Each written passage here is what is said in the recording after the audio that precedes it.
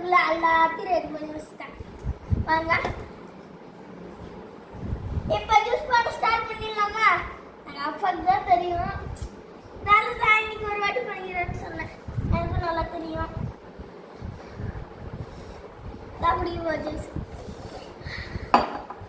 சக்கரை இல்லை